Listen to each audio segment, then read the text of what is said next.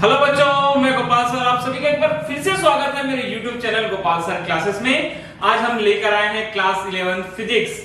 Class 11 physics पिछले class में हमने न्यू चैप्टर स्टार्ट किया था, नया चैप्टर स्टार्ट किया था जिसका नाम था ऋजुरेखी गति।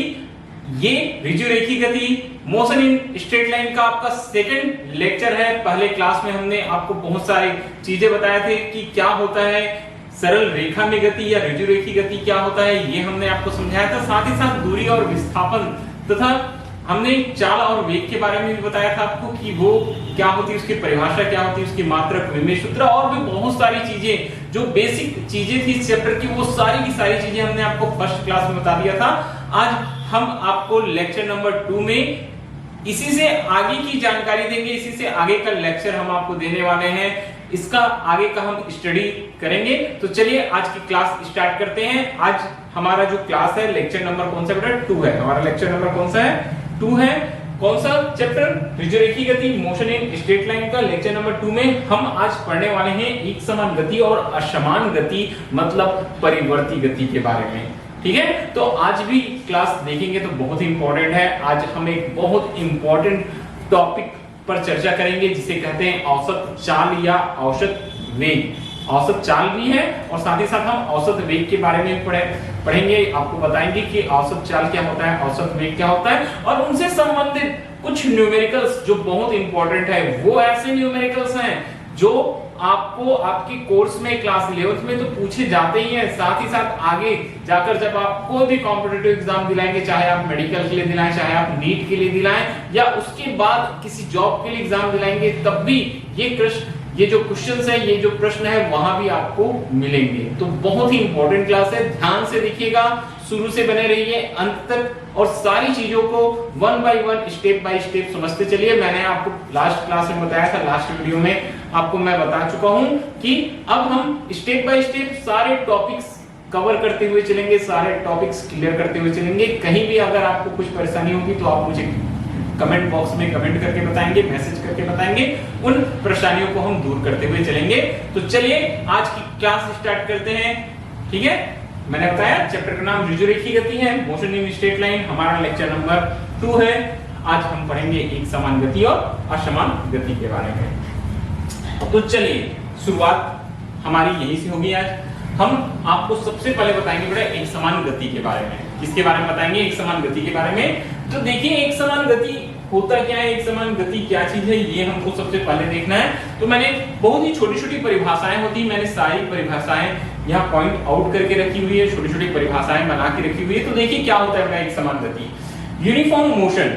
एक समान गति मतलब क्या है? यूनिफॉर्म मोशन बोलता है जब कोई वस्तु सदैव उसी दिशा में, जब कोई वस्तु सदैव उसी दिशा में समान समय अंतराल में समान दूरी तय करती है तो उसकी गति को क्या कहते हैं? एक समान कहते हैं। दिशा एक होगी, दूरी कैसी होगी? एक समान दूरी होगी और जो लगने वाला जो समय है वो भी क्या होगा बेटा? समान।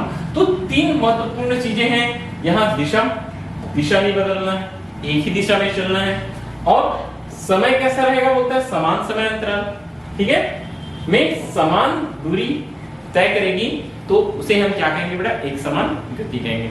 जैसे आप मान सकते हैं दो डिस्टेंस है ए और बी, 40 किलोमीटर है। ए और बी के बीच का डिस्टेंस कितना है? 40 किलोमीटर है।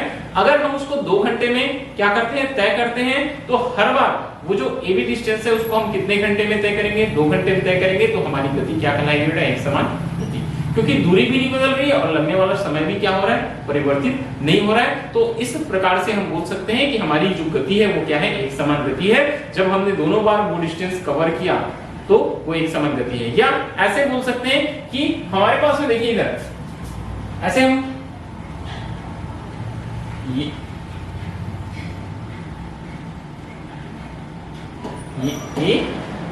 यहां बीच में मैं एक पॉइंट ले लेता हूं बेटा बी और ये पॉइंट क्या ले लेता हूं सी। ए और बी का बीच की डिस्टेंस कितना है? 40 किलोमीटर है। कितना और समय लगता है हमको ये 40 किलोमीटर कवर करने के लिए, जो 40 किलोमीटर दिया हुआ है उसको कवर करने के लिए हम मान के चलते हैं बेटा ये जो ए और बी के बीच का जो 40 किलोमीटर हमको दिया हुआ है उसको कवर करने के लिए हमको 2 आवर का समय लगता है। कितने आवर का लगता है? 2 आवर। और बी से सी भी कितना है? 40 किलोमीटर है और इसको भी कवर करने के लिए हमको कितना समय लगता है 2 आवर का। तो दो समान दूरियां A से B और B से C, समान दूरी है 40 किलोमीटर 40 किलोमीटर, दोनों को कवर करने में हमको एक समान समय लग रहा है, तो हम अपनी चाल को क्या बोलेंगे, हमारी गति जो रहेगी उसको हम क्या बोलेंगे बेटा, एक समान गति कहेंगे। क्लियर है बात? ठीक है। तो परिभाषा ये बोलता है कि जब कोई वस्तु सदैव उसी दिशा में समान समय अंतराल में क्या करती है, समान दूरी तय करती है, तो उसकी गति को एक समान गति हम कहते हैं। आगे अब बात करते हैं बेटा एक समान चाल की।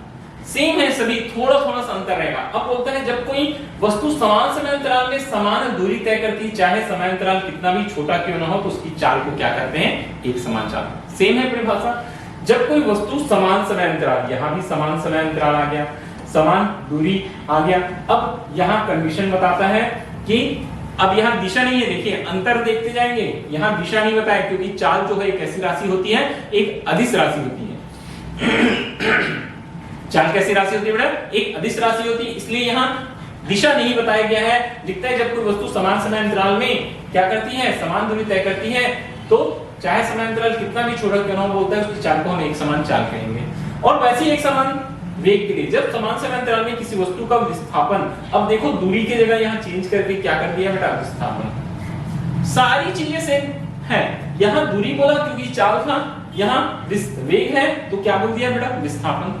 तो जब समान समय अंतराल में किसी वस्तु का, जब समान समय अंतराल में किसी वस्तु का विस्थापन क्या बोलता है बेटा, समान है। जब समान समय अंतराल में किसी वस्तु का विस्थापन समान होता है, चाहे समय अंतराल कितना भी छोटा क्यों ना हो, तो उसके वेग को हम एक समान वेग कहते हैं। तो सारी परिभाषाएं एक जैसी है। मतलब सुनिएगा, गति के लिए बोला तो क्या बोला कि वस्तु जो है एक ही दिशा में समान समय अंतराल को तय करने के लिए समान दूरी तय करता है, समान समय अंतराल में समान दूरी तय करता है, तो गति एक समान गति। अब बोल दिया कि समय अंतराल कितना भी छोटा क्यों ना हो, तो एक समान चाल बन गया। फिर बोल दिया कि विस्थापन, बोल दिया दूरी की जगह में क्या बोल दिया बेटा, दूरी की जगह में विस्थापन चेंज कर दिया, तो क्या बन गया, वो एक समान वेग बन गया। तो इस तरीके से ये छोटी छोटी परिभाषाएं वो आपको याद रखनी है। अब ये बात बदल जाएगी असमान लिखने से। असमान नॉन यूनिफॉर्म मोशन, या इसी को परिवर्ती गति कहते हैं, जब क्या होता है, वेग हमारा क्या होता है बेटा, परिवर्तित होता है। बोलते हैं कि जब कोई वस्तु समान समय अंतराल, समय तो समान है मगर जो तय की गई दूरी है वो कैसी हो गई बेटा, असमान हो गई। तय की गई दूरी कैसी हो गई, असमान हो गई। तो समान समय अंतराल में जब असमान दूरी तय करती है, तो उसकी गति को हम असमान गति कहते हैं। क्या कहते हैं, असमान गति कहते हैं। फिर से देखिएगा, मैं वही पॉइंट्स में ले रहा हूं बेटा, ए बी, ठीक है, ए बी और ये सी। अब ये मान के चलते हैं ए और बी का डिस्टेंस कितना है बेटा, 40 किलोमीटर है, और बी से सी का जो डिस्टेंस है, मैंने डिस्टेंस उसको अलग ले लिया 60 किलोमीटर। तो ए से बी जाने में कितना समय ले रहा है, 2 आवर ले रहा है, और बी से सी जाने में भी कितना ले रहा है, 2 आवर। मतलब पहले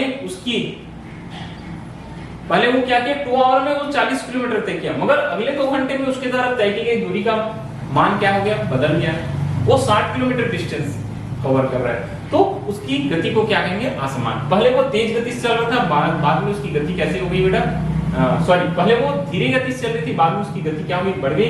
पहले वो 2 घंटे में केवल 40 किलोमीटर डिस्टेंस कवर कर रहा था, बाद के 2 घंटे में उसने 60 किलोमीटर डिस्टेंस किया, गति बढ़ेगी ना। तो यही चीज, समान समय अंतराल एक है, 2 आवर 2 आवर 2 घंटे का समय नहीं है, मगर दूरी असमान। पहले 2 घंटे में वो 40 किलोमीटर चल रहा है, और अगले 2 घंटे में कितना किलोमीटर चल रहा है, 60 किलोमीटर तय कर रहा है। मतलब हो गया असमान गति। क्या हो गया बेटा, असमान गति। तो इसीलिए लिखते हैं जब कोई वस्तु समान समय अंतराल में असमान दूरी तय करती है, तो उसकी गति को हम असमान गति कहते हैं। अब सेम चीज असमान चाल हो गया हमारे पास में। जब कोई वस्तु समान समय अंतराल में असमान दूरी तय करती है, समान समय अंतराल में असमान दूरी तय करती है, बस यहाँ इतना और जोड़ देना, चाहे समय अंतराल कितना भी छोटा क्यों ना हो, सेम परिभाषा है, बस इतना लिख देना, चाहे समय अंतराल कितना भी छोटा क्यों ना हो, उसकी चाल को हम क्या कहते हैं, असमान चाल या परिवर्ती चाल कहते हैं। क्या बोलते हैं, असमान चाल या परिवर्ती चाल कहते हैं। और ठीक वैसे ही बेटा असमान वेग, नॉन यूनिफॉर्म वेलोसिटी, जब समान समय अंतराल में किसी वस्तु का विस्थापन क्या होता है, बोलता है असमान होता है। वहां असमान दूरी तय कर रही थी, जब भी वेग की बात आती है चाल रहेगा तो दूरी बोलेंगे, जब वेग रहेगा तो हम विस्थापन बोलेंगे।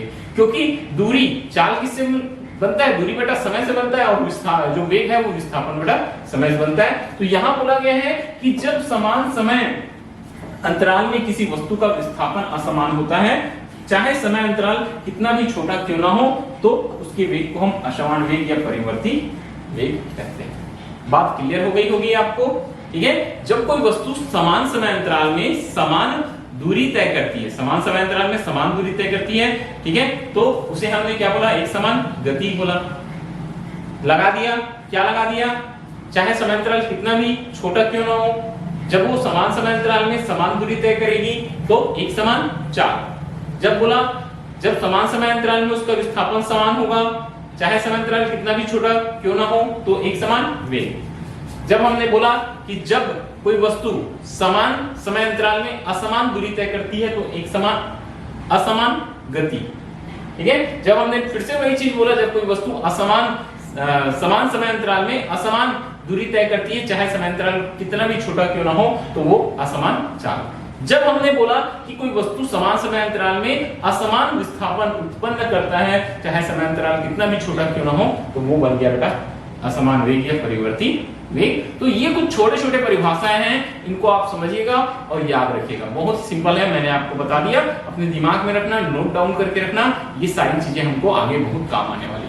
तो चलिए आज की क्लास में हम आगे बढ़ते हैं। आज की क्लास हमारी बहुत ही छोटी है, बहुत सारी चीजें ऐसी जो छोटे छोटे टॉपिक्स हैं उनको लेकर हमको चलना है। नेक्स्ट, अब देखिए, अब हम आपको बताने वाले हैं कुछ बहुत ही महत्वपूर्ण टॉपिक्स इस चैप्टर के। क्या बताता है बेटा? औसत चाल। वस्तु द्वारा तय की गई कुल दूरी और कुल समय अंतराल के अनुपात को उस वस्तु की क्या कहते हैं? बोलता है औसत चाल कहते हैं। क्या बोलते हैं बेटा? औसत चाल। क्या आएगा? वस्तु द्वारा तय की गई कुल दूरी और कुल समय अंतराल के अनुपात को वस्तु की औसत चाल कहते हैं। हम औसत चाल देखिए कैसे हम औसत चाल लिखेंगे यहाँ, ये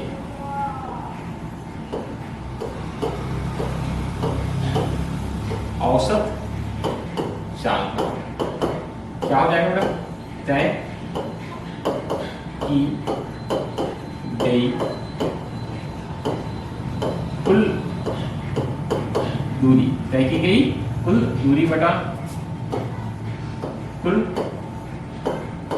समय अंतराल, कुल दूरी बटा कुल समय अंतराल, तय की गई कुल दूरी बटा कुल समय अंतराल, ठीक है। ये क्या कहलाती है बेटा? औसत चाल कहलाती है। क्या कहलाती है? ये औसत चाल कहलाती है, ठीक है। ये v एवरेज, क्या लिखेंगे बेटा? v एवरेज, एवरेज, ठीक है, एवरेज स्पीड, ठीक है, एवरेज स्पीड। अगर मान के चलो अलग अलग हमारे पास में दूरियां हैं, s1 plus s2 plus s3, ऐसे कुछ अलग अलग तीन अगर दूरियां मान के चलते हैं, और इसके लिए तय किया गया जो दिया गया समय है t1 plus t2 plus t3, तो हम इन सबको आपस में जोड़ देंगे और कुल जो समय अंतराल है उससे क्या कर देंगे बेटा? भाग दे देंगे, तो हमारे पास क्या निकल आएगा? औसत चाल निकल आएगा। कितना चाल निकल आएगा? औसत चाल निकल आएगा, ठीक है। ये औसत चाल। अब तात्क्षणिक चाल, किसी क्षण विशेष पर वस्तु की चाल को उसकी तात्क्षणिक चाल कहते हैं। समय विशेष पर जो वस्तु की चाल होती है वो क्या कहलाती है बेटा? तात्क्षणिक चाल। इसमें समय का महत्व होता है, जिस समय पर वस्तु की जो चाल है वो उसकी तात्क्षणिक चाल कहलाती है। अगर हम एग्जांपल देना चाहें तो हमारी गाड़ी का जो मीटर होता है, जो स्पीडोमीटर होता है, देखे होंगे सभी ने गाड़ी चलाते हैं, मीटर पर ध्यान देना। क्या होता है बेटा? अलग अलग समय पर हम गाड़ी की स्पीड बढ़ाते हैं, हमारा मीटर आगे बढ़ जाता है, ठीक है। मीटर का जो कांटा रहता है वो आगे बढ़ जाता है, जो पॉइंटर रहता है वो आगे की ओर चला जाता है। गाड़ी की स्पीड कम करते हैं, मीटर का पॉइंटर नीचे आ जाता है।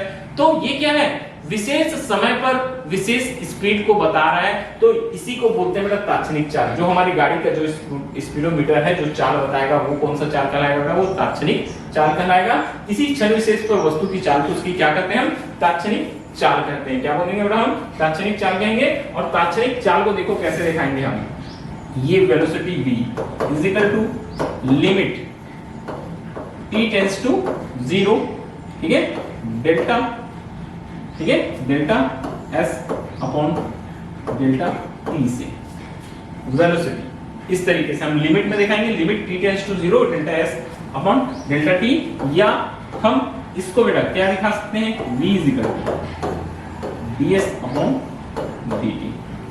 ठीक है, क्यों ऐसा देखा है? आपको हमने अवकलन पढ़ा चुका है, अवकलन के बारे में बता चुका है बेटा। v ds अपॉन dt लिखा है, इसका मतलब क्या होता है? नीचे t लिखा है, ऊपर s लिखा है, मतलब इसका क्या है? s का अवकलन है किसके सापेक्ष? t के सापेक्ष। इसी को हम बोलेंगे s मतलब क्या है बेटा? दूरी। तो दूरी के मान में परिवर्तन किसके सापेक्ष? समय के सापेक्ष। दूरी के मान में परिवर्तन किसके साथ? समय के साथ। अगर समय परिवर्तित होगा तो दूरी भी साथ साथ क्या होगी? परिवर्तित होगी। समय के साथ दूरी के मान में परिवर्तन, ये भी वही चीज है, लिमिट t टेंड्स टू 0। ठीक है, मतलब क्या है? जो डिस्टेंस है किस पर डिपेंड करती है? t पर। समय t पर डिपेंड करती है। समय के साथ साथ दूरी में क्या होता है? परिवर्तन होता है। इसी को हम क्या बोलते हैं बेटा? तात्क्षणिक चाल कहते हैं। तात्क्षणिक चाल निकालना होगा तो v limit t tends to 0 delta s upon delta t से हमको v क्या मिल जाएगा बेटा? ds upon dt। मतलब समय के साथ दूरी के मान में क्या होता है? परिवर्तन होता है।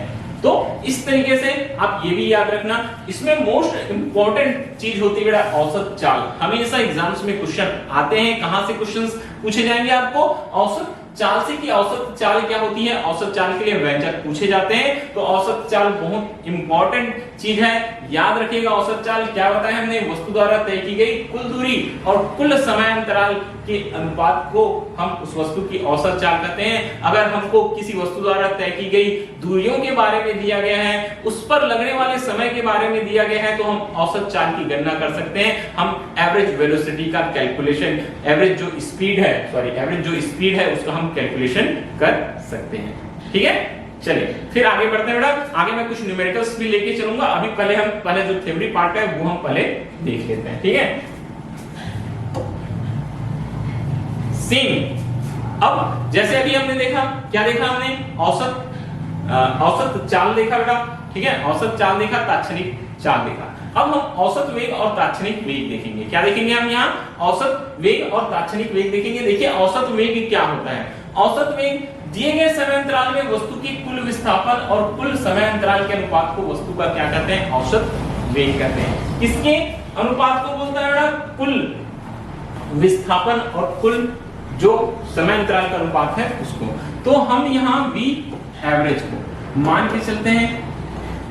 कण की अंतिम स्थिति x2, प्रारंभिक स्थिति x1, ठीक है, अंतिम समय t2, प्रारंभिक समय t1 है।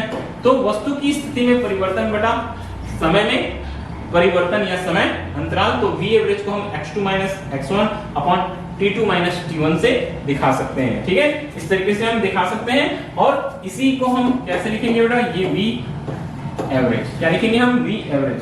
ये हो जाएगा बेटा हमारे पास में delta x upon delta t, मतलब वस्तु की स्थिति में परिवर्तन बटा समय में परिवर्तन। वस्तु की स्थिति में परिवर्तन बटा क्या हो जाता है बेटा? उसके समय में परिवर्तन। ये होता है उसका औसत वेग। औसत वेग फिर से सुनिएगा, दिए गए समय अंतराल में वस्तु के कुल विस्थापन और कुल समय अंतराल के अनुपात को क्या कहते हैं? औसत वेग कहते हैं। दोनों में अंतर यही है, औसत चाल में तय की गई दूरी बटा कुल समय अंतराल आता है, और जो हमने औसत वेग लिखा है, क्या लिखा हमने? औसत वेग जब हम निकालेंगे, औसत वेग बराबर आ जाएगा कुल विस्थापन बटा कुल समय अंतराल। कुल विस्थापन बटा क्या हो जाएगा बेटा? कुल समय अंतराल। ये औसत वेग बराबर कुल विस्थापन बटा हम कुल समय अंतराल लिख सकते हैं। बात समझ में? अब नेक्स्ट, ठीक है, अब जो हमारे पास नेक्स्ट है बेटा तात्क्षणिक वेग।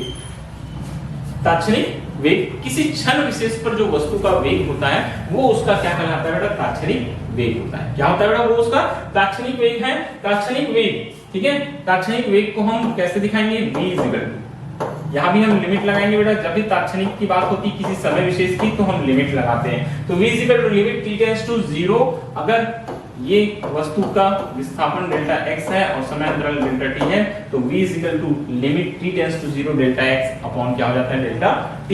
या हम इसी को क्या लिखते हैं बेटा? इसका अर्थ क्या हुआ? समय के साथ किसमें? दूरी के मान में परिवर्तन। और ये जो लिमिट लगाया t टेंड्स टू 0, उसका अर्थ ये होता है कि जैसे जैसे समय के मान में क्या होगा? परिवर्तन होगा। ये आप जब मैथ में जाएंगे तो आप बहुत ही किसमें कंप्लीट आप एक्सप्लेनेशन के साथ लिमिट के बारे में पढ़ेंगे। फिजिक्स में मैं इतना बता देता हूं कि लिमिट t टेंड्स टू 0 लिखा, इसका मतलब यह है कि यहां समय के साथ किसमें दूरी के मान में क्या हो रहा है बेटा, परिवर्तन हो रहा है। जैसे जैसे समय का मान परिवर्तित होगा वैसे दूरी का मान परिवर्तित होगा। अगर समय का मान कम लेंगे तो विस्थापन क्या हो जाएगा, यहाँ कम हो जाएगा। समय अधिक होगा तो विस्थापन भी क्या होगा, अधिक होगा। यही बताता है लिमिट। ओके, अब limit t tends to 0 delta x upon delta t, इसी का अर्थ ये होता है कि v इज इक्वल टू अवकलन के रूप में dx अपॉन dt। जो वेग है वह किसके, विस्थापन के अवकल गुणांक के क्या होता है, बराबर होता है। विस्थापन के समय किस अपेक्ष अवकल गुणांक के बराबर होता है। यहां हम लिख सकते हैं कि क्या चीज, तात्क्षणिक वेग, ठीक है, तात्क्षणिक वेग किसके, विस्थापन के समय के सापेक्ष अवकल गुणांक के बराबर होता है। अवकल गुणांक की क्या होता है बेटा, बराबर होता है। तो बातें समझ में आ गई होगी। और बोलेंगे, आप मुझसे पूछेंगे सर इंपॉर्टेंट क्या है इसमें, दोनों में से कौन सा ज्यादा इंपॉर्टेंट है। तो अगर वहां देखें हम इसके पहले वाले पेज में, तो यहां से क्वेश्चन न्यूमेरिकल में ज्यादा पूछे जाते हैं बेटा औसत चाल से। कहां से पूछे जाते हैं, औसत चाल से। औसत चाल बराबर तय की गई कुल दूरी बटा कुल समय अंतराल। मैंने निकालने का तरीका बता दिया, v average is equal to s1 plus s2 plus s3 upon t1 plus t2 plus t3। जितनी दूरी दी रहेगी सभी को आपस में जोड़ देंगे और दिए गए समय से क्या कर देंगे, भाग दे देंगे। ये क्या निकल आएगा, औसत चाल। और उसके बाद अगर हम बात करते हैं औसत वेग और तात्क्षणिक वेग की, तो यहाँ मोस्ट इंपॉर्टेंट औसत वेग तो पूछा ही जाता है हमको, मगर साथ ही साथ बहुत ज्यादा यूजफुल चीज है। औसत वेग आएगा तो औसत वेग कुल विस्थापन बटा कुल समय अंतराल हम लगा सकते हैं फार्मूला। ये पॉइंट्स भी पूछा जाता है और बहुत ज्यादा न्यूमेरिकल क्वेश्चन एग्जाम्स में, और कोई भी जो कॉम्पिटिटिव एग्जाम है वहां आते हैं बेटा तात्क्षणिक वेग से। ठीक है, तात्क्षणिक वेग के लिए आपको अवकलन करने की जरूरत पड़ेगी। ठीक है, किसके अवकलन करने पड़ेगी बेटा, जो स्थिति निर्देशांक आपको x दिया रहेगा या जो विस्थापन के लिए s दिया रहेगा उसका अवकलन करेंगे तब वेग मिलेगा। ठीक है, समय, क्योंकि यहाँ जो है वस्तु की स्थिति किसके साथ बदल रही है, समय के साथ। तात्क्षणिक क्षण विशेष पर बोलता है, किसी समय विशेष पर, मतलब समय के साथ जो वस्तु की स्थिति है वो लगातार क्या हो रही है, परिवर्तित हो रही है। ठीक है, तो ये भी मैंने आपको बता दिया। औसत चाल, औसत वेग, औसत चाल और तात्क्षणिक चाल देखिए, फिर औसत वेग और तात्क्षणिक वेग देखिए। अब हम आगे बढ़ते हैं। जितने भी फार्मूले आपको बताए गए सारे के सारे आप पॉइंट आउट करते चलिए। चाहते हैं तो वीडियो का स्क्रीनशॉट लेके रख सकते हैं। जो भी चीज हम बता रहे हैं सभी को ध्यान से आप सुनते चलिए, और यही सारी चीजें बहुत इंपॉर्टेंट है, आगे आपको मदद करेगी। तो चलिए हम क्लास में आगे बढ़ते हैं बेटा। और कौन कौन सी चीजें हमारे पास यहाँ, चलिए ये तो हो गई आज की क्लास की हमारी थ्योरी। अब आ गए बेटा हम न्यूमेरिकल्स। किस पर आ गए, न्यूमेरिकल्स पर। मैंने बता दिया था आज की क्लास हमारा छोटा है, मेन हमारा आज का फोकस होगा न्यूमेरिकल्स पर, क्योंकि इन टॉपिक से, ये टॉपिक्स आपको एग्जाम्स में नहीं पूछेगा, इससे रिलेटेड जो न्यूमेरिकल्स हैं वो जरूर एग्जाम्स में आते हैं। तो मैंने कुछ क्वेश्चंस यहाँ लिखे हुए, कुछ क्वेश्चन हैं जो हमको देखने हैं, चलिए देखते हैं। अब यहाँ हमारे पास सबसे पहला क्वेश्चन है, एक व्यक्ति 1 मिनट तक 2 मीटर पर सेकंड की चाल से। क्वेश्चन देखते जाएंगे ना। क्वेश्चन जो है वो औसत वेग, औसत चाल, तात्क्षणिक वेग, तात्क्षणिक चाल पर बनने वाले हैं। ठीक है, सारे के सारे जो फार्मूला भी हमने बताया। तो सबसे पहला हमारा जो क्वेश्चन है, देखिए क्या बोलता है बेटा कि एक जो व्यक्ति है, क्या है बोलता है, जो व्यक्ति है, ठीक है, एक व्यक्ति है, वो 1 मिनट में, जो समय दिया उसको मैं यहाँ लिखते जाता हूँ, 1 मिनट में, ये मिनट 2 बार लिखा गया है, काट दो इसको, कोई मतलब नहीं। एक व्यक्ति 1 मिनट तक कितना, 2 मीटर। तो 1 मिनट दिया है, तो ये हमारा पहला समय क्या हो जाएगा बेटा, t1। ये दूरी, कितना दूरी चलता है बोलता है, 2 मीटर पर सेकंड की चाल से। 2 मीटर पर सेकंड की चाल से, दूरी नहीं है, ये क्या चीज है बेटा, वेग दिया हुआ है। इसका क्या दिया हुआ है हमको, वेग। कैसे पता चला, मीटर पर सेकंड की चाल बोल रहे हैं, चाल बोल रहा है मतलब चाल दिया है हमारे को, हम v1 ले लेते हैं। फिर अगले 2 मिनट ये दूसरा टाइम दिया है, दूसरा टाइम हम क्या रख लेंगे बेटा, t2 रख लेंगे। जो सेकंड हमको टाइम दिया हुआ है उसको हम क्या मान के चलते हैं, t2 मान के चलते हैं।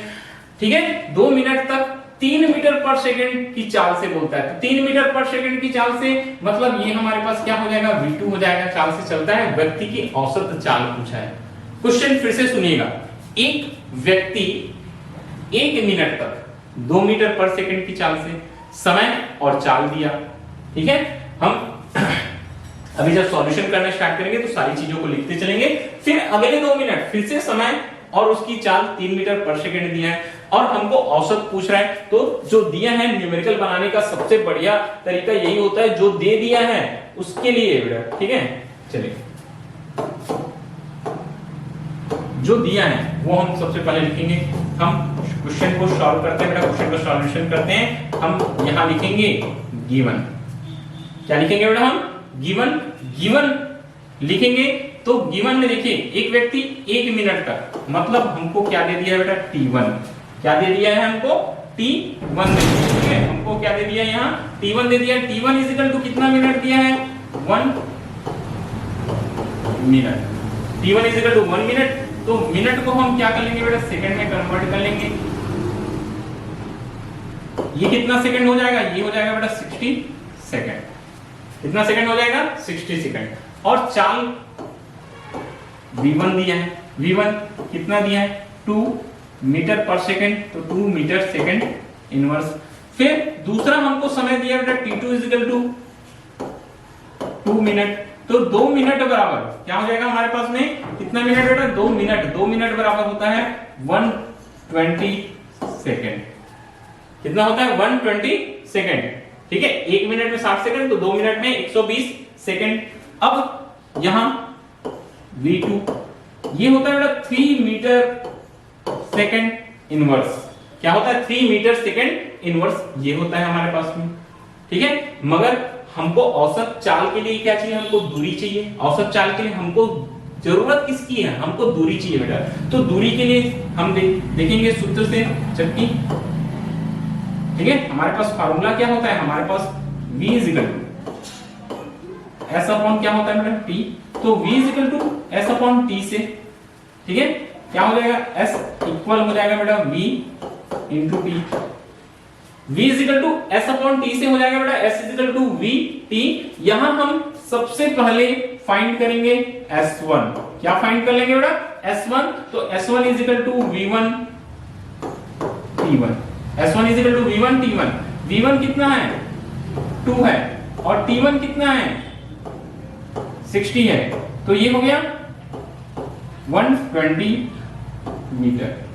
वैसे ही बेटा हम s2 निकालेंगे। s2 क्या हो जाएगा हमारे पास में, v2 t2। s2 कितना हो जाएगा, v2 t2। तो v2 कितना है, v2 है 3 और t2 कितना है,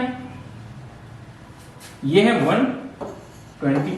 तो ये हो गया बेटा 360, भारतीय 36 360 मीटर।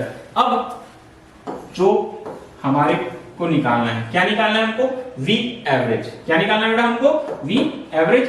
तो मैंने बताया फार्मूला, यहाँ 2 दूरियां हैं, s1 plus s2 divided by हो जाएगा बेटा t1 प्लस t2। आप चाहते हैं तो शब्दों में भी लिख सकते हैं। ठीक है, मैं डायरेक्ट बना रहा हूं। औसत चाल बराबर तय की गई कुल दूरी बटा कुल समय अंतराल होता है। तो v average is equal to s1 plus s2 upon t1 plus क्या हो जाएगा बेटा, t2 हो जाएगा। अब हम यहां लिख देते हैं s1 कितना आया हमारे पास है, s1 आया बेटा 120 प्लस s2 कितना आया हमारे पास में 360। s2 कितना आ गया 360 डिवाइडेड बाय हो जाएगा t1 प्लस t2। t1 की वैल्यू है बेटा हमारे पास में 60 और t2 की वैल्यू है बेटा हमारे पास में 120। तो इस तरीके से अगर हम इसको प्लस करेंगे तो क्या आ जाएगा बेटा, ये हो जाएगा 480 और ये हो जाएगा बेटा, इधर क्या हो जाएगा बेटा, ये हो जाएगा हमारे पास में 120 प्लस 360, ये हो जाएगा हमारे पास में 480 480 हो गया। और ये 60/120 कितना हो जाएगा, 180 हो जाएगा। अब इसको यही कैंसिल करा सकते हैं बेटा, ये 0 0 कैंसिल हो जाएगा। ये 2 से 2 दूनी 18 और ये 2 दूनी 4 2 चौक 8, ये 3 से 3 तिया 9 3 8 24, क्या बच रहा है 8 और 3। तो ये v average is equal to क्या आ गया हमारे पास में 8/3, या हम इसे फिर से दशमलव के रूप में चेंज करेंगे बेटा, 3 1 कम 3 दूनी 6, 2 बचेगा, पॉइंट लगाएंगे 2 और 0 20 हो जाएगा, 3 छक्के 18, फिर 2 बचेगा, ये 6 बढ़ते जाएगा बेटा। तो हम फाइनली अपना answer V average is equal to 2.67 metre second inverse लिख सकते हैं। इस तरीके से आप क्या निकालेंगे बेटा, आप एवरेज वेलोसिटी औसत वेग निकालेंगे। ठीक है, तो याद रखना, सॉरी औसत चाल निकालेंगे। तो औसत चाल के लिए आपको दूरी और समय मालूम होना चाहिए। ये फार्मूला अप्लाई करेंगे, कोई भी क्वेश्चन आप आसानी से सॉल्व कर सकते हैं। देख लीजिए, मैंने स्टेप बाय स्टेप किया। T1 दिया था, V1 दिया था, T2 दिया था, V2 दिया था। बदलना मत भूलना, हमेशा समय को सेकंड में लेना है। T1 बराबर 1 मिनट 60 सेकंड, T2 बराबर 2 मिनट 120 सेकंड। अब हमारे पास S1 S2 नहीं था, तो हमने V S/T, जो चाल बराबर दूरी बटा समय है, वहां से S वेग गुना समय रख लिया। तो S1 S2 मिल गया बेटा। V एवरेज में हमने फार्मूला लगा दिया, S1 S2 T1 T2 calculate किए, V एवरेज निकला है। ये क्वेश्चन हो गया हमारा। अब आगे बढ़ते हैं, कुछ और न्यूमेरिकल्स हैं। ठीक है, देखिए मैं बोल रहा हूं फिजिक्स जो है पूरा का पूरा न्यूमेरिकल बेस्ड है। जब तक आप न्यूमेरिकल सॉल्व नहीं करेंगे, आपको फिजिक्स के कॉन्सेप्ट क्लियर नहीं होने वाले हैं। इसलिए कोशिश कीजिए कि ज्यादा से ज्यादा न्यूमेरिकल्स जो क्वेश्चन है वो आपसे सॉल्व हो। तो एक मैंने बता दिया, देखो और कैसे क्वेश्चंस आपको एग्जाम्स में आ सकते हैं। ठीक है, अब देखो ये बहुत ही फेवरेट क्वेश्चन है सभी टीचर्स का, और सभी एग्जाम्स में ये क्वेश्चन जरूर पूछा जाता है। बहुत ही श्योरली बोल सकता हूं, 100% चांस रहता है ये क्वेश्चन आने का। क्या लिखता है, एक कार एक शहर ए से बी, एक शहर ए से दूसरे शहर बी तक 40 किलोमीटर प्रति घंटे की चाल से जाती है और 60 किलोमीटर प्रति घंटे की चाल से वापस आती है। उस कार की औसत चाल क्या होगी, उस कार की औसत वेग भी ज्ञात कीजिए। ठीक है, एक कार जो है, दो शहर बना लेते हैं। ठीक है, दो हम क्या बना लेते हैं बेटा, शहर बना लेते हैं। चलिए, ये एक शहर ए है, एक शहर क्या है बेटा, ए है। ए से चलती है, कहां जाती है बोलते हैं, दूसरे शहर बी पर जाती है। दूसरे शहर कहां जाती है, बी पर जाती है। कितने, एक कार एक शहर ए से दूसरे शहर बी तक जाती है। कार एक शहर ए से जाती है बोलता है बेटा, बी तक जाती है। ये जब जाती है तो कितने स्पीड से गई, ये गई 40 किलोमीटर पर आवर। कितने से गई बेटा, 40 किलोमीटर पर आवर। और वापस जब आई तो 60 किलोमीटर पर आवर से आई। कितने से आई, 60 किलोमीटर पर आवर से आई। देखिए क्वेश्चन में जो दिया है मैंने यहाँ डायग्राम से बता दिया। दो शहर हैं, एक शहर ए बी, एक कार जो है 40 किलोमीटर प्रति घंटे की चाल से जाती है, मतलब ए से कहां गई बेटा, बी, और वापस जब आई बी से कहां आई, ए, तो 60 किलोमीटर प्रति घंटे की चाल से आई। उस कार की औसत चाल क्या होगी। ठीक है, तो देखो जब हम क्वेश्चन सॉल्व करते हैं, क्वेश्चन सॉल्व करेंगे बेटा, सॉल्यूशन हमको दिया क्या गया है, इस पर पहले ध्यान दीजिएगा। हमको चाल दिया है बेटा, क्या चाल दिया है, v1 = 40 kilometre per hour, kilometre per hour. मैंने बताया आप इसको चेंज कर लेना मीटर पर सेकंड में। कैसे चेंज करेंगे, 40 into 1000 डिवाइडेड बाय आवर, मतलब 60 into कितना हो जाएगा बेटा, 60। ये हो जाएगा हमारे पास में। ठीक है, ये हो जाएगा। तो ये वैल्यू हमारे पास में क्या है, 60 into 60 करने से ये 0 0 क्या हो गया बेटा, कैंसिल। ये 0 0 क्या हो गया, कैंसिल। ठीक है, अब 2 तिया 6, ये हो गया बेटा 20, 2 तिया 6, ये हो गया बेटा 5। 100/6 आ रहा है, क्या आ रहा है बेटा हमारे पास में, 100/6। ठीक है, ये आ रहा है 100/6, मतलब क्या हो जाएगा, 50/3। 100/6 मतलब क्या है, 50/3 मीटर पर सेकंड। ये v1 आ रहा है, कितना आ गया बेटा, v1 आ गया। ऐसे ही हम कैलकुलेट कर लेंगे बेटा किसको, v2 को। v2 कितना है हमारे पास में, 60 किलोमीटर पर आवर है। ठीक है, देखिए क्वेश्चन थोड़ा सा हमारा क्या हो जाएगा बेटा, बड़ा हो जाएगा। एक काम करते हैं, हम इसको कैलकुलेट नहीं करते हैं, अक्सर करना चाहिए मगर अभी हम इसको थोड़ा रहने देते हैं। ठीक है, फिर से लिख देता हूं एक बार, देखिएगा। ठीक है, अभी हम कैलकुलेट नहीं करते, हम एक काम करते हैं ना, हम v1 लिख लेते हैं। v1 कितना है हमारे पास में, ये है बेटा 40 किलोमीटर पर आवर। v2 हमको दिया है बेटा 60 किलोमीटर पर आवर, ये हमको दे दिया है। ठीक है, अब यहां हम मान लेंगे, माना शहर ए और बी की बीच की दूरी x किलोमीटर है। इसीलिए मैंने कन्वर्ट नहीं किया, हमने क्या मान लिया बेटा, दूरी कितनी है, x किलोमीटर है। ठीक है, ये x किलोमीटर है तो क्या हो जाएगा बेटा, दोनों डिस्टेंस a से b, पहला वाला डिस्टेंस s1 कितना हो जाएगा, x, वापस आएगा तो s2 भी क्या हो जाएगा बेटा, x। ये दोनों हमको पता चल गया, s1 x हो गया, s2 भी क्या हो गया, x। अब हमको टाइम चाहिए, तो टाइम के लिए बेटा फिर से सूत्र कहां से, v s अपॉन t से। t क्या हो जाएगा बेटा, t क्या हो जाएगा हमारे पास में, t की वैल्यू क्या हो जाएगा, s अपॉन v, क्या हो जाएगा, s अपॉन v। तो देखिए यहाँ s अपॉन v हो गया, यहाँ हम सबसे पहले t1 निकालेंगे, तो t1 क्या हो जाएगा, s1 अपॉन v1। s1 कितनी है, x अपॉन v1 कितना है, 40। ये किस में आएगा बेटा, आवर में आएगा। फिर हम t2 फाइंड करेंगे, t2 क्या फाइंड करेंगे, s2, वेलोसिटी कितना हो जाएगा, v2। तो s2 v कितना है बेटा, x है, यहाँ वेलोसिटी कितना है, 60 है, तो ये 60 आवर। तो यहाँ से हमको t1 t2 मिल गया। अब हमको निकालना है v एवरेज। क्या निकालना है बेटा, v एवरेज। फार्मूला हो जाएगा s1 plus s2 divided by t1 plus t2। तय की गई कुल दूरी कितना, s1 plus s2 upon t1 upon t2।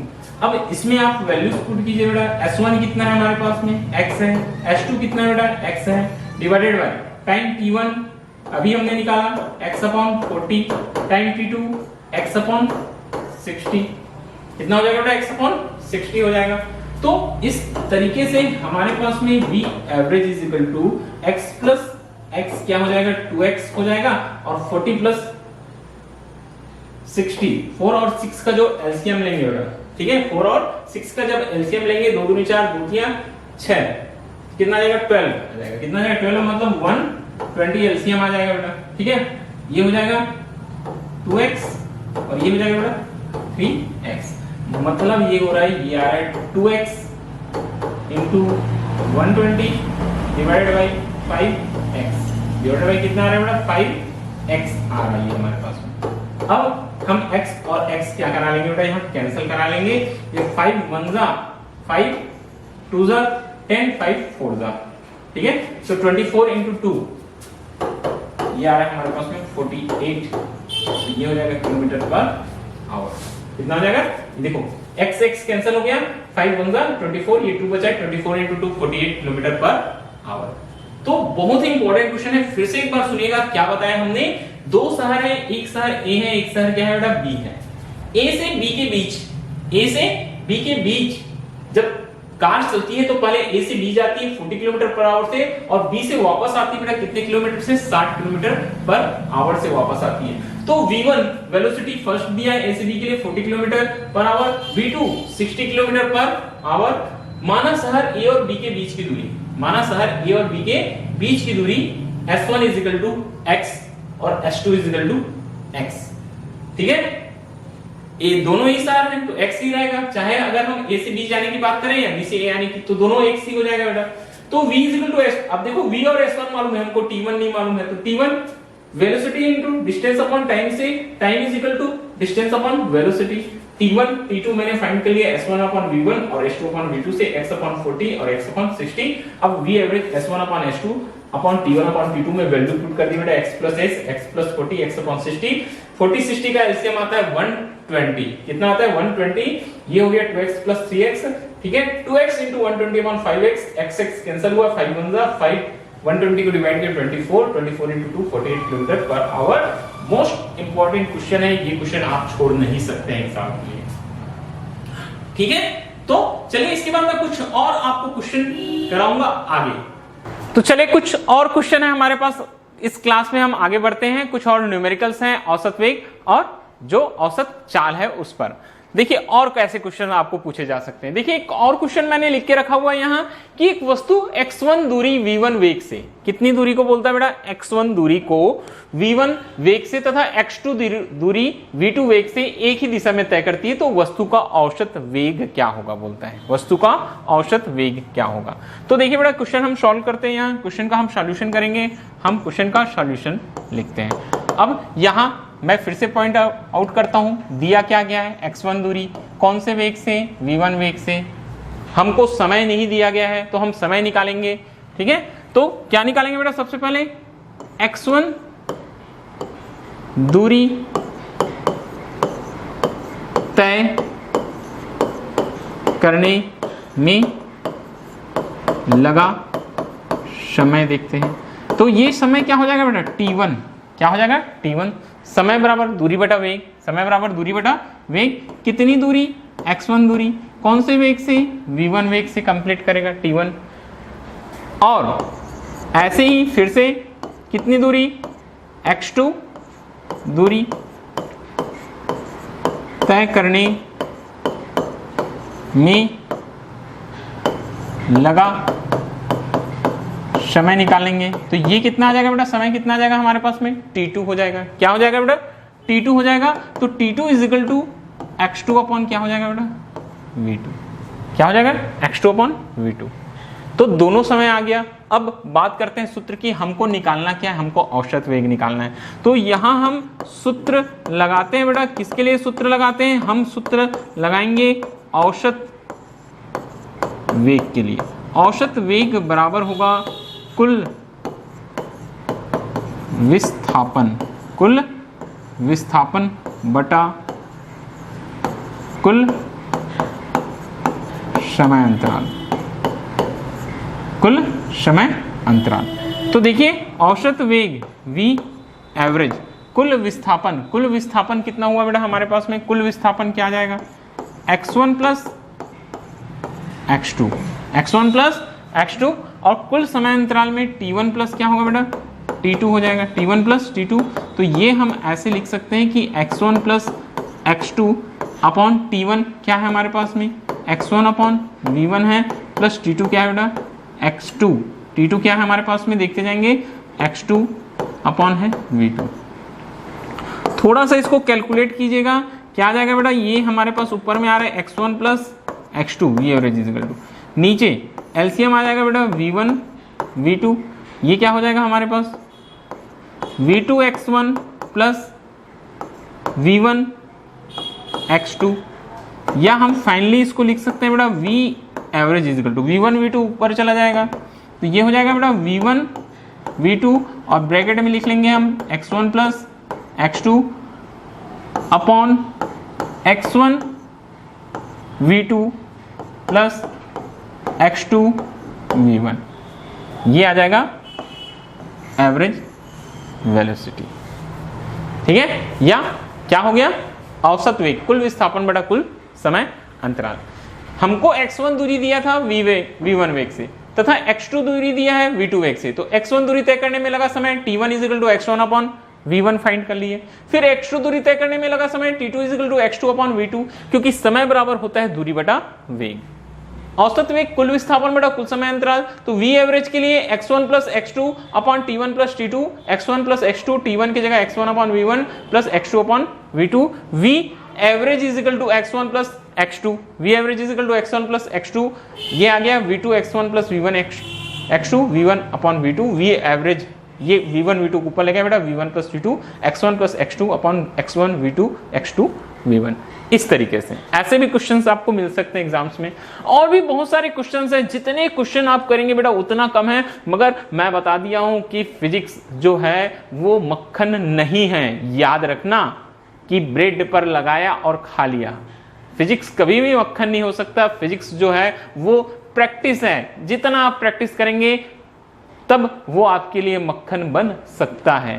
Practice करना जरूरी है, प्रैक्टिस कीजिए, क्वेश्चन सॉल्व कीजिए, न्यूमेरिकल सॉल्व कीजिए, जो उसका कॉन्सेप्ट है उसको समझिए, थ्योरी को समझिए, और उस बेसिस पर न्यूमेरिकल डेरिवेशन करते चलिए। ये फिजिक्स होता है।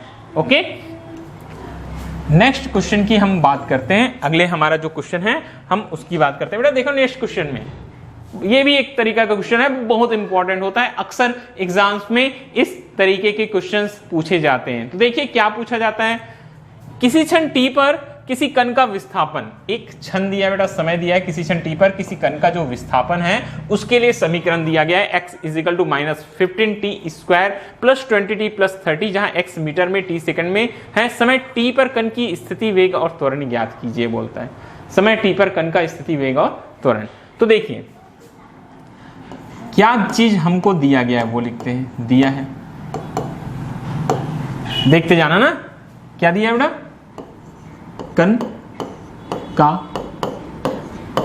विस्थापन, कण का विस्थापन x इक्वल हमको दिया है -15t square plus 20t plus 30, -15t square plus 20t plus 30 ये दिया है।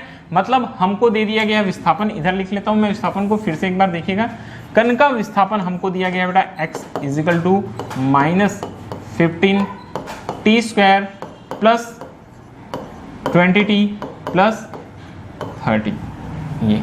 तो प्रश्न में क्या बोलता है, ये हमको विस्थापन दिया गया है, t सेकंड में है बोलता है, और x जो है किसमें है, मीटर में है। समय t इक्वल 0 पर, समय किस पर बेटा, t इक्वल 0 पर कण की स्थिति, वेग और त्वरण ज्ञात करो बोलता है। तो सबसे पहले स्थिति है, ये कण का विस्थापन बता रहा है, समीकरण नंबर 1। तो हम यहां हम t, ठीक है, हम क्या करेंगे बेटा, हम यहां हम t इक्वल 0 लिख लेते हैं, तो हमारा पहला चीज आ जाएगा t इक्वल 0 पर क्या चीज, कण की स्थिति, ये हम पहले फाइंड कर लेते हैं, कण की स्थिति क्या हो जाएगा बेटा, x इक्वल -15, t के प्लेस में रख देंगे 0, तो 0 का स्क्वायर प्लस 20, t के प्लेस में रख दिए 0 प्लस क्या हो गया बेटा 30, तो ये 0 हो जाएगा, ये टर्म भी 0 हो जाएगा।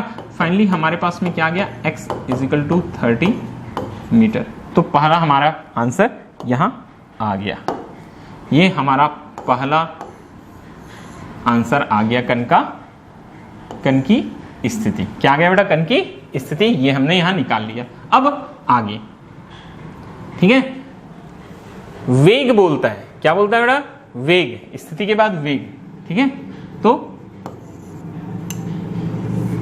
अब हम देखेंगे यहां कण का वेग, v इजिकल टू, हमने आपको बताया बेटा क्या होता है, dx upon dt, dx upon क्या हो जाएगा, ये हमारे पास में dt हो जाएगा, dx अपॉन dt। तो ये हम लिखेंगे बेटा इसको d अपॉन dt, x के प्लेस में देखिए क्या है हमारे पास में, -15t square plus 20t plus 30, ये वैल्यू है। तो यहां v इजिकल टू हमारे पास क्या आ जाएगा, आपको अवकलन करने आना चाहिए, ये -15 हो जाएगा t स्क्वायर का 2t प्लस ये 20t का अवकलन 1 और 30 का क्या हो जाएगा बेटा, कांस्टेंट है तो 0। मैंने हमेशा से क्लास 11th में जब बच्चे आते हैं तो सबसे पहली चीज यही बोलता हूं, आप अपना जो मैथमेटिकल कॉन्सेप्ट है वो स्ट्रांग कर लीजिए, फिजिक्स में आपको कभी परेशानी नहीं होगी। अगर किसी बच्चे को ये चीज समझ नहीं आई होगी तो मैंने पहले बता दिया है कि आप जब चैनल के होम पेज में जाएंगे तो आपको एक प्लेलिस्ट मिलेगा, मैथमेटिकल टूल्स फॉर फिजिक्स, वहां से आप देख सकते हैं कि अवकलन, डिफरेंशिएशन, इंटीग्रेशन और भी बहुत सारी चीजें वहां वीडियो अपलोड है, वहां से आप देख सकते हैं बेटा कि कैसे किया जाता है, वो सीखिए तब आपको ये सब चीजें समझ में आएगी। ठीक है, फिर से एक बार देखिएगा, D by D T, x की वैल्यू पुट किए -15t square plus 20t plus 30, -15 constant बाहर आ गया, टी स्क्वायर का अवकलन 2t हो गया, 20 कांस्टेंट बाहर आ गया, टी का अवकलन 1 हो गया और 30 कांस्टेंट था, कांस्टेंट क्या हो जाता है बेटा 0। तो कितना आ रहा है ये हमारे पास में, ये v की जो वैल्यू है ये -15 इंटू 2 कितना आ रहा है बेटा 30t आ रहा है, कितना आ रहा है हमारे पास में 30t आ रहा है, और प्लस क्या आ रहा है बेटा 20, प्लस क्या आ रहा है बेटा 20, ये बन गया हमारा इक्वेशन नंबर 2। अब क्या बोलता है, t इक्वल 0 पर क्या निकालो बोलता है, कण का वेग, t इक्वल 0 पर कण का वेग। तो t इक्वल 0 पर जब हम कण का वेग फाइंड करेंगे तो v इजिकल टू हो जाएगा बेटा -30 इंटू टी के प्लेस में आ जाएगा 0 प्लस आ जाएगा बेटा 20। तो क्या बच रहा है हमारे पास में, यहाँ हमारे पास बच रहा है बेटा v is equal to 20 metre second inverse. तो ये अब हमारा आंसर यहाँ आ गया t = 0 पर कण का वेग, ये कण का वेग सेकेंड आंसर क्या गया हमारा, सेकेंड आंसर हमको यहां मिल गया। ठीक है, अब एक और चीज बोलता है, क्या निकालो बोलता है, अब त्वरण, क्या निकालो बोलता है बेटा, त्वरण। तो देखते हैं हम किसके लिए देखेंगे, अब त्वरण के लिए देखते हैं बेटा, हम त्वरण के लिए देखते हैं, सॉरी, ठीक है, अब हम त्वरण के लिए देखेंगे। ठीक है, तो देखो क्या आ जाएगा, अब हम देख रहे हैं बेटा कण का त्वरण, क्या देखेंगे हम, कण का त्वरण। तो कण का त्वरण a इजिकल टू होता है बेटा dv अपॉन dt, या इसी को आप बोल सकते हैं बेटा d2x अपॉन dt², क्या होता है dt²। तो दो बार अवकलन करने से आता है, या वेग का अवकलन कर दो तब आता है। तो ये वैल्यू देखिए हमारे पास क्या आ जाएगा, a is equal to d upon dt, समीकरण 2 से v की वैल्यू पुट कर देना, -13t प्लस क्या हो जाएगा बेटा 20, -13t प्लस क्या हो जाएगा 20।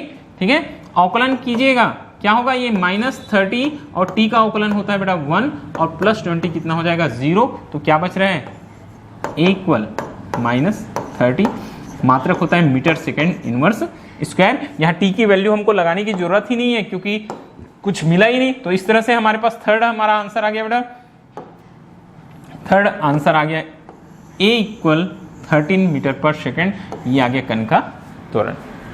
इस तरीके से आप क्वेश्चन को आसानी से क्या कर सकते हैं, सॉल्व कर सकते हैं। तो देखिए मैंने क्या क्या चीजें आपको बताई हैं, एक कण की स्थिति दिया था, उसका विस्थापन दिया था, x is equal to -15t² plus 20t plus 30 समीकरण नंबर 1 माने, t इक्वल 0 समय पर स्थिति वेग और त्वरण की गणना करने बोलता है। तो स्थिति था, हमने शून्य लगा दिया बेटा, हमारे पास में क्या आ गया, सबसे हमारा पहला आंसर आ गया x इजिकल टू 30 मीटर, जो दिया है स्थिति उसी पर हमने t की वैल्यू 0 कर दिया। फिर जो स्थिति या विस्थापन आपको दिया गया उसका एक बार जब अवकलन करेंगे आप तो कण का वेग निकल आएगा, वेग हमारे पास निकल आया -30t प्लस 20, यहां हमने t की वैल्यू क्या कर दिया बेटा 0 कर दिया, तो वेग 20 मीटर पर सेकंड निकल आया। फिर जो वेग मिला समीकरण नंबर 2 उसका फिर से अवकलन करेंगे तो आपके पास त्वरण निकल आएगा a equal to D upon dt, तो d by dt -30t plus 20 कितना हो गया, -30 हो गया। यहाँ t तो आया ही नहीं, इसलिए यही क्या हो जाएगा बेटा, त्वरण। इस तरीके से हमने कण का स्थिति, वेग और त्वरण ज्ञात कर लिया। ये भी एक बहुत ही इंपॉर्टेंट क्वेश्चन होता है जो अक्सर एग्जाम्स में पूछे जाते हैं। तो ये सारे न्यूमेरिकल्स आपको अभी तक जितना हमने बताया बेटा वो सारे के सारे न्यूमेरिकल्स आपको समझ में आए होंगे, और इसी तरह के क्वेश्चन ही एग्जाम्स में जनरली पूछे जाते हैं। तो जितने क्वेश्चन आज मैंने आपको कराए हैं वो सारे के सारे क्वेश्चन आप बहुत अच्छे से देखेंगे, ध्यानपूर्वक देखेंगे। इन्हीं क्वेश्चंस में से आपको एग्जाम्स में प्रश्न आने हैं। आज का ये क्लास आपको कैसा लगा ये जरूर बताएंगे, आपको न्यूमेरिकल समझ में आया नहीं आया, और न्यूमेरिकल समझने के लिए कॉपी पेन उठाएंगे, प्रैक्टिस जरूर करेंगे। वीडियो देख रहे हैं आप, वीडियो पॉज कीजिए, सारी चीजें आप नोट कीजिए, ठीक है, जो जो चीजें हम बताएं वो सारी चीजें आप नोट करेंगे, वीडियो पॉज करेंगे, ठीक है, और ये सारी चीजें आप नोट करेंगे। जितनी चीजें नोट करेंगे आपको समझ में आते जाएगा। आप एक बार दो बार प्रैक्टिस कीजिए। कोई ऐसा क्वेश्चन है जो आपसे सॉल्व नहीं हो रहा है, मैंने बोला वो कमेंट बॉक्स में डाल दो, मैं एक नया वीडियो बनाऊंगा जैसे भी होगा, ठीक है, मैं आपको क्वेश्चन आपको सॉल्व करके दूंगा। आप अपना नाम लिखकर, अपने स्कूल का नाम लिखकर आप वो कमेंट बॉक्स में डाल दीजिए। अगर आपके पास मेरा नंबर है तो आप मुझे व्हाट्सएप में मैसेज कर दीजिए अपना नाम पता लिखकर, मैं आपको उस क्वेश्चन को हल करके जरूर बताऊंगा, ठीक है। बस आज की क्लास के लिए बेटा इतना ही।